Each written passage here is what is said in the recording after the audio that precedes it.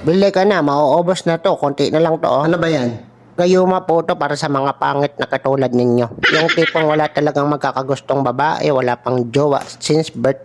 Walang nagkakakrush kasi mukhang tipaklong. Hindi tinitingnan ng mga babae kasi nakakasuka ang muka. Nawawala na ng pag-asang magka-jowa kasi mukhang aparador. Hindi nilalapitan ng babae kasi mukhang bantutin. Wala nang pag-asang gumwapo, pati himala, hindi na siya kakayanin. Tulad nyo.